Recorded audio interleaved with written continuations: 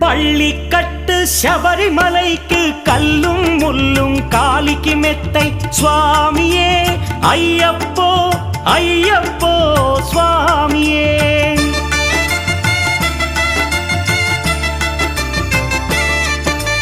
பள்ளிக்கட்டு சபரிமலைக்கு கல்லும் முள்ளும் காலிக்கு மெத்தை சுவாமியே ஐயப்போ ஐயப்போ స్వామియే.